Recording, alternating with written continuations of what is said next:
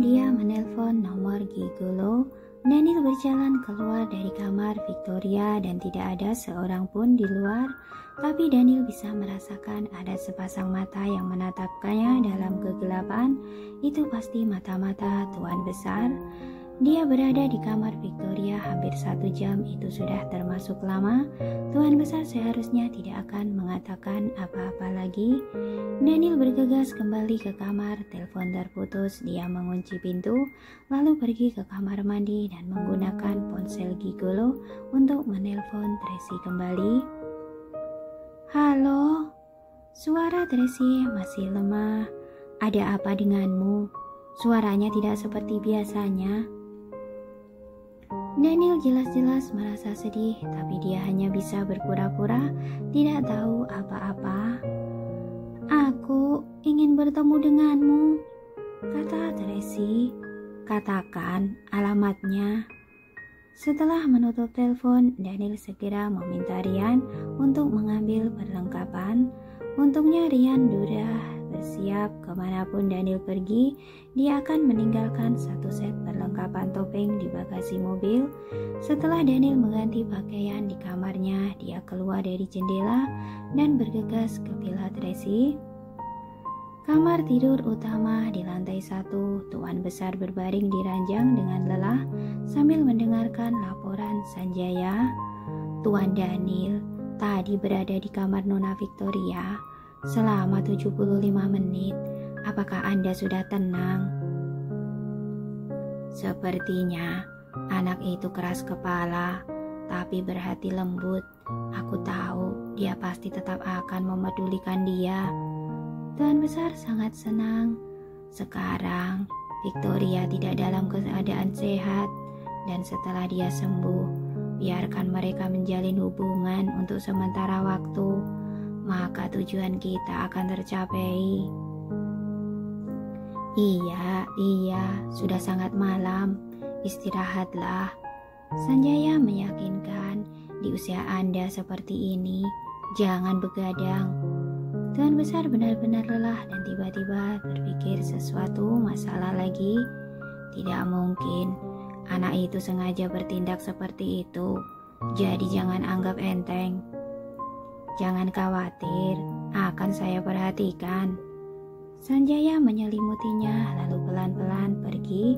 Sanjaya datang ke lantai 2 untuk mengamati. Pintu kamar tidur utama terkunci dan lampu di dalamnya dimatikan. Dia melihat keluar jendela. Dari kamarnya lagi ada sebuah mobil di area parkir. Sepertinya Tuan Besar terlalu banyak berpikir. Daniel mengenakan topeng memanjat dinding lalu mengarah ke jendela Tracy. Mereka mungkin khawatir Guntur akan mengganggu Tracy lagi, jadi mereka mengunci semua pintu dan jendela. Daniel tidak bisa masuk melalui jendela, jadi dia hanya bisa menggunakan ponselnya untuk memberinya signal. Tracy segera bangkit berdiri lalu membuka jendela. Daniel melompat masuk dan melihat wajahnya yang pucat. Dia ingin memeluknya, tapi dia menahan diri dan pura-pura tidak tahu apa-apa lalu bertanya, "Ada apa denganmu? Raut wajahmu tidak terlalu bagus." "Tidak apa-apa." Tracy jelas-jelas lemah tak berdaya, tapi dia berpura-pura kuat dan menyeret kakinya yang lemah ke ranjang. Daniel mengulurkan tangan untuk memapahnya, tapi dia mengerutkan kening dan mendorongnya menjauh. "Aku tidak selemah itu." Keras kepala dan kekuatannya sangat kontras dengan kelemahan Victoria. Tracy berbaring di ranjang baru merasa lebih nyaman, tapi entah kenapa tubuhnya masih kedinginan. Daniel hanya berdiri di samping ranjang sambil menatapnya dengan tenang, tapi hatinya sangat rumit. "Kenapa kamu melihatku?" Tracy mengerutkan kening. Daniel melepas mantelnya dan berbaring di sampingnya, mengulurkan tangannya untuk membawa ke dalam pelukannya. Dan Tracy tidak melawan, diam-diam meringkuk di dadanya. Tubuhnya masih berkeringat dan bahkan gemetaran, tapi dia malah menahannya sekuat tenaga. Tidak ingin dia mengetahuinya, tubuhmu sangat dingin. Daniel tidak mengeksposnya dan hanya menggosok tubuhnya yang sedingin es dengan telapak tangannya yang besar. Apa kamu tahu kenapa aku ingin bertemu denganmu? Tracy menutup matanya dan menggosok tubuhnya dalam pelukan Daniel. Karena kamu sangat hangat di dalam pelukanmu, tidak begitu dingin. Mendengar kalimat ini, Daniel merasa semakin sedih dan matanya memerah. Wanita bodoh ini masih sama seperti dulu, jelas-jelas sedang kesulitan, tapi masih suka berpura-pura kuat. Dalam 2 tahun terakhir, Daniel benar-benar tidak tahu bagaimana dia melewati hari-harinya. Setiap kali ada guntur, 7 lubang akan berdarah dan akan merasakan kesakitan yang hebat. Apa dia meringkuk gemetaran di ranjang sendirian? Jika dia tidak ada di sini, lalu siapa yang bisa membuatnya tetap hangat? Apa yang sedang kamu pikirkan? Tracy masih bergesekan dengan tubuhnya menempel padanya seperti gurita. Apa kamu ingin merasa lebih hangat? Daniel merasa sedikit terombang-ambing oleh gosokannya. Tracy membenamkan wajah kecilnya pada celah lehernya dan dengan bergairah mencium aroma tubuhnya. Daniel tiba-tiba berbalik dan menekannya di bawahnya, menciumnya dengan lembut. Kali ini tidak seperti sebelumnya, ciumannya begitu lembut dan pelan dengan emosi yang berapi-api dan hati-hati, seolah-olah menjaga tetesan embun di kelopak bunga. Rasionalitas Tracy memberitahunya bahwa seperti ini sangat berbahaya, tapi tubuhnya secara naluriah menerimanya dan bahkan bekerja sama dengannya. Dia bertanya-tanya kenapa tubuhnya sangat menyukai kedekatannya dan bahkan tidak dapat dikendalikan oleh otaknya. Setiap kali Daniel memeluknya, menciumnya, atau bahkan masuk lebih dalam, otaknya menyuruh dirinya untuk melawan, tapi tubuhnya tidak bisa, bahkan menginginkan lebih. Pada saat ini ciuman Daniel secara bertahap semakin dalam dan telapak tangan besar yang panas turun dari bahu lalu ke bawah membelai kulitnya yang halus dan lembut seolah-olah bersengat listrik yang membawa percikan panas di sepanjang jalan. Tracy meleleh ke dalam pelukannya seperti genangan air, diam-diam menahan ciuman panasnya.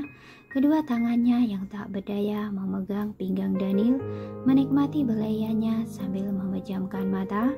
Suhu di dalam kamar semakin tinggi dan suhu tubuh Tracy berangsur-angsur meningkat dan menjadi lebih hangat. Tujuan Daniel tercapai, namun pada saat ini hasrat Daniel sudah meronta-ronta seperti binatang buas yang terperangkap dan hampir tidak dapat mengendalikannya. Tapi dia sekuat tenaga menahan dirinya berbalik dengan enggan masuk ke dalam pelukannya, berhenti menyentuhnya. Meskipun nafasnya seberat binatang buas, meskipun darahnya mendidih, dia tetap menahan diri dan tidak menyentuhnya lagi. Kenapa? Tracy mengangkat wajahnya yang kecil dan menatapnya dengan tatapan kabur. Kamu tidak akan bisa menerimanya dengan tubuh selemah ini. Daniel menggigit daun telinganya dengan obsesif, nafasnya yang panas dengan kesabaran yang luar biasa. Tunggu kamu sembuh, aku pasti tidak akan melepaskanmu. Tracy mengangkat senyum hangat di bibirnya dan membungkuk untuk menciumnya. Tidurlah. Daniel memegangi wajahnya. Aku di sini, jangan takut. Tracy meringkuk ke dalam pelukannya seperti anak kucing dan perlahan-lahan tertidur sambil mendengarkan detak jantungnya. Rasa sakit dan ketidaknyamanan yang disebabkan oleh trauma sudah ditenangkan oleh dengan cara seperti ini. Setiap kali dia kambuh, dia merasakan sakit yang luar biasa dan tidak bisa tidur, tapi malam ini dia bisa tidur dengan nyenyak. Hati sangat dan tubuhnya terasa hangat karena Tracy memiliki tingkat kepercayaan tinggi terhadap orang, seolah-olah langit runtuh pun dia akan tetap bisa menopangnya. Melihat Tracy tertidur, Daniel merasa sangat lega. Ia memegang wajahnya dengan satu tangannya, menggosok bibirnya pelan dengan ibu jarinya sambil menatapnya. Meskipun sangat lelah, tapi dia tidak bisa tidur pada saat ini. Yang dia pikirkan hanyalah bagaimana cara membantunya melepaskan rasa sakit itu lalu kembali padanya. Dia harus menemukan cara agar bisa mengeluarkan racun yang tersisa di tubuhnya. Mungkin dengan cara itu bukan hanya tubuhnya saja yang akan menjadi lebih baik, tapi ingatannya juga akan pulih. Mungkin karena terlalu lelah terus memikirkannya, lalu Daniel tertidur sambil memeluk Tracy. Tanpa sadar fajar menyingsing dan Tracy terbangun dari mimpi buruknya. Dia berkeringat dingin, dia membuka matanya dan melihat pria di sampingnya. Dia merasa sangat nyaman, jadi dia tidur di sebelahnya lagi. Tapi pada saat ini dia tiba-tiba melihat luka di lehernya dan tidak bisa menahan diri untuk tidak terkejut. Dia samar-samar ingat tadi malam saat mendapat serangan, dia sepertinya telah menggigit seseorang. Namun ketika penyakitnya menerang, kesadarannya tidak jelas dan tidak dapat mengingat siapa yang dia gigit dan bahkan tidak yakin apakah dia benar-benar telah menggigit seseorang. Dia tidak banyak berpikir, terkubur di dalam dadanya dan lanjut tidur.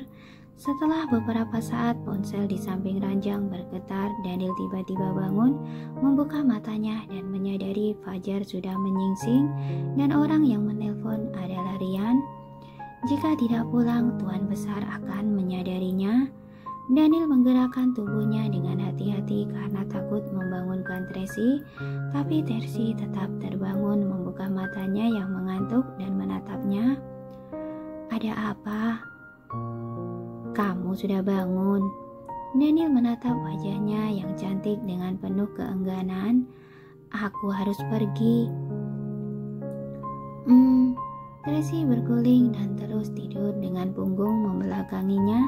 Daniel membungkuk dan mencium bahunya, lalu dengan enggan mundur dan dengan cepat mengenakan pakaiannya, lalu pergi ke jendela. Tracy tidak menoleh ke belakang, tapi dia bisa merasakan kelincahan dari hembusan angin. Secara logika dia seharusnya bukan orang biasa, namun jauh di lubuk hatinya dia memiliki kepercayaan yang tak bisa dijelaskan padanya. Terserah dia pergi kemana. Saat memikirkan hal ini, Tracy tertidur lagi. Daniel berlari sepanjang jalan kembali ke vilanya dan masuk dari taman belakang, mendarat tepat di luar jendela Tuan Besar. Tuan Besar sudah bangun dan duduk di kursi roda, minum teh menghadap jendela yang besar. Daniel segera melompat ke balkon di lantai 2. Tuan Besar mengangkat kepalanya dengan waspada. Dia tidak melihat apa-apa, tapi dia masih merasa gelisah. "Apa yang terjadi? Tadi aku merasa seperti ada sesuatu yang melompat keluar dari jendela." "Mungkin seekor kucing," Sanjaya berspekulasi. Dengar-dengar Tuan Erik pelihara banyak kucing di sini dan berkeliaran kemana-mana. "Lihatlah, apa anak itu sudah bangun?" Tuan Besar selalu merasa ada yang tidak beres. "Tadi aku sudah melihatnya dan dia masih tidur." Sanjaya menasehati. "Sekarang baru jam 8. Tadi malam dia juga tidur sangat larut. Biarkan dia tidur lebih lama lagi." Tidak peduli seberapa sibuknya dia selalu bangun jam 6 pagi untuk berolahraga. Tuan Besar mengerutkan kening dan berkata, "Aneh, hari ini sampai jam 8 dia belum bangun. Baiklah, saya akan pergi melihatnya." Sanjaya berbalik dan hendak keluar. Pada saat ini, seseorang mengetuk pintu dan terdengar suara Ryan. "Tuan Besar, Tuan Daniel bertanya, apa Anda sudah bangun? Apa ingin sarapan bersama?" Sanjaya melirik Tuan Besar dan bergegas membuka pintu. "Tuan Daniel sudah bangun." "Baru saja bangun, sedang mandi dan berganti pakaian," Ryan berkata sambil tersenyum. "Nona Victoria juga sudah bangun. Haruskah aku meminta orang untuk menyiapkan sarapan?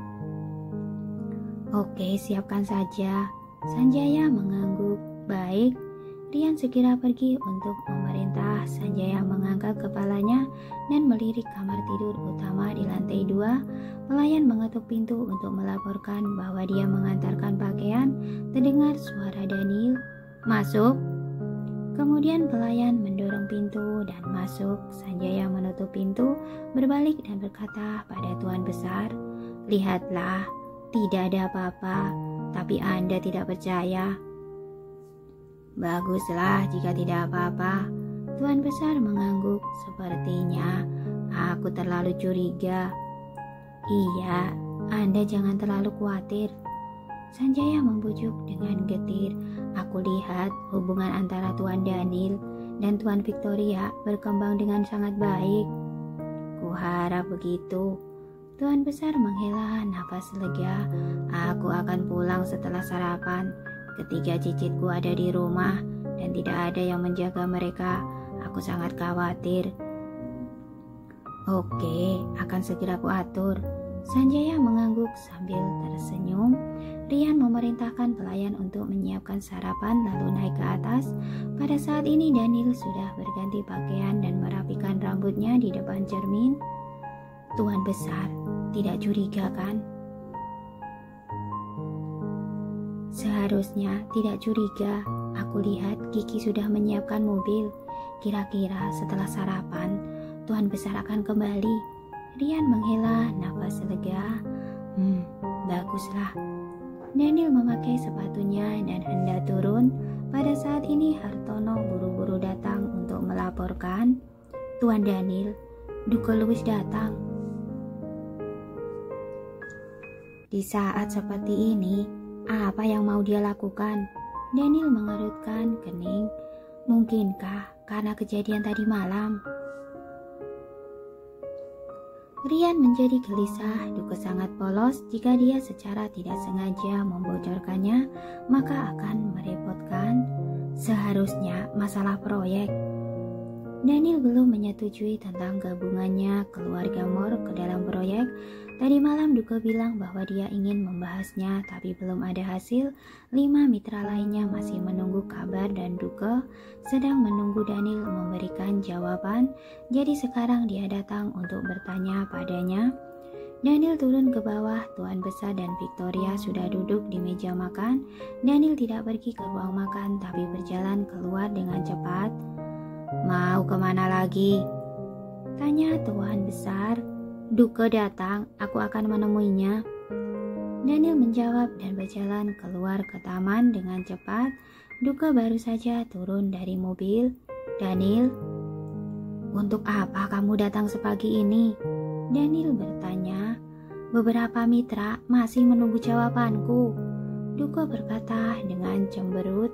"Tadi pagi aku membujuk Tracy sekian lama agar dia mundur, tapi dia tetap tidak setuju." Daniel sangat terkejut. Dia kira jika dia menggunakan identitas aslinya untuk mencium Tracy dengan paksa, Tracy akan menjadi marah dan mundur. Tapi tak disangka dia malah menolak untuk mundur. Tampaknya kualitas psikologisnya jauh lebih kuat dari sebelumnya.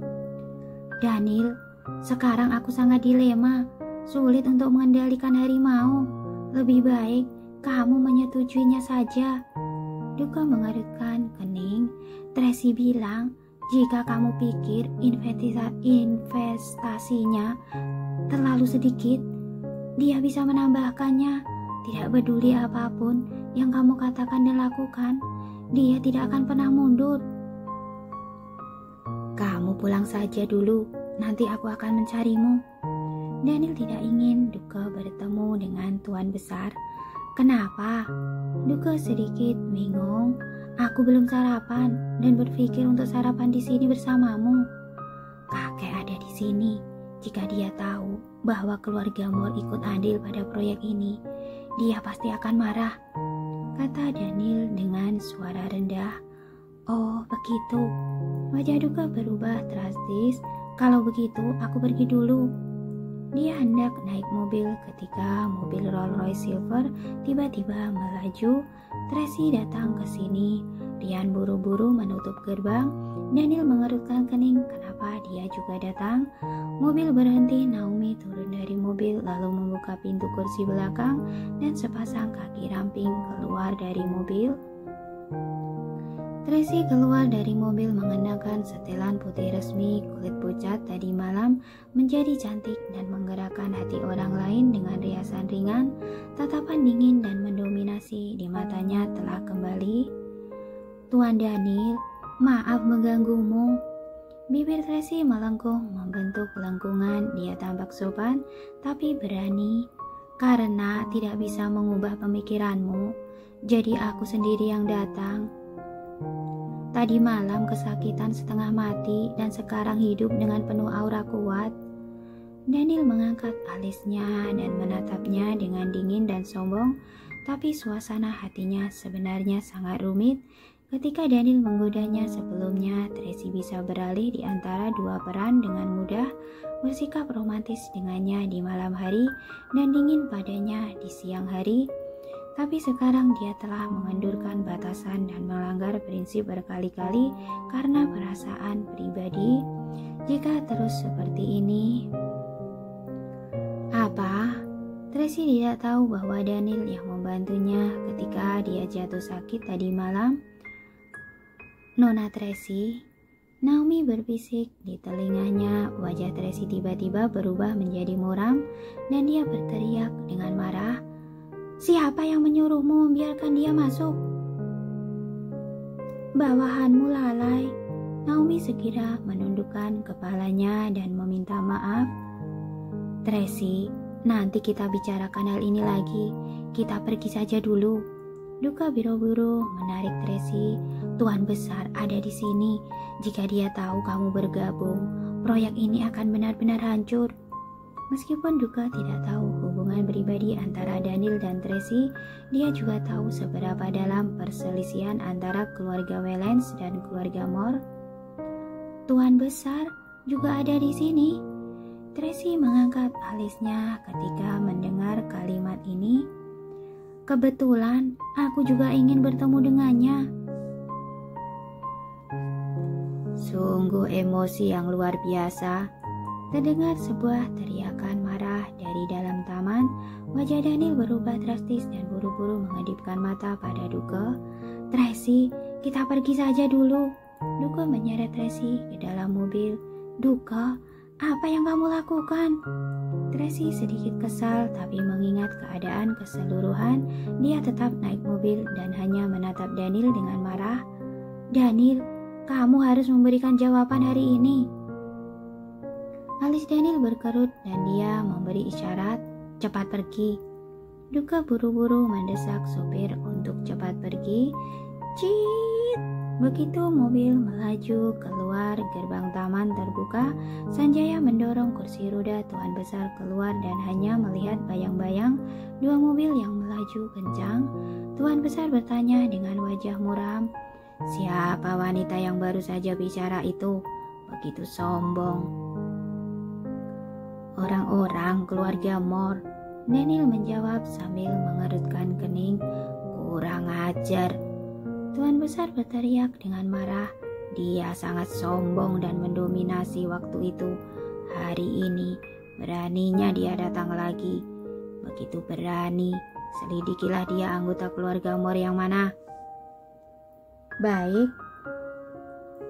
tidak perlu diselidiki. Daniel segera berkata. Dia adik perempuan Lorenzo Moore dan pemegang saham terbesar kedua keluarga Moore. Ternyata latar belakangnya besar juga. Wajah Tuan Besar muram. Tidak heran dia begitu sombong. Ketika dia menunjuk Daniel dan memerintahkan, sudah kubilang, jangan sungkan padanya hanya karena dia seorang wanita. Lain kali, jika dia berani memprovokasi keluarga Wellens lagi, akan kupukul kau dengan keras. Iya, aku tahu. Daniel mengangguk dan dengan sengaja menenangkan. Kakek, tenang saja. Cucumu punya beberapa cara untuk menghadapinya, tidak akan merugikan. Ketika saatnya tiba untuk menikahinya, dia tidak akan bisa sombong lagi. Tuan besar mengangguk puas. Oh ya, kenapa Duke bisa bersama keluarga Mor? Dia ingin menghasut Duke. Daniel berkata dengan santai. Jadi aku sakit kepala akhir-akhir ini karena aku sibuk menghadapinya. Duke berhati lembut dan polos. Kamu harus mengingatkannya. Tuan besar mengerutkan kening. Nanti aku akan menelpon Tuan besar Lois agar dia tidak tertipu. Jika sesuatu terjadi pada wilayah kita, maka kita akan sulit menanganinya. Tidak perlu. Daniel buru-buru menghentikannya. Aku akan menanganinya masalah ini. Jika kamu menelpon Tuan besar Lois, maka dia akan dalam masalah atau akan kembali dikawal. Oke, kamu harus menanganinya hingga beres. Tuan besar mendesak. Masuklah, sarapan dulu. Oke. Daniel mendorong kursi Tuan besar masuk dan dia merasa lega. Tadi terlalu menakutkan. Jika Tuan besar keluar 1 menit lebih awal, dia akan bertemu dengan Tracy.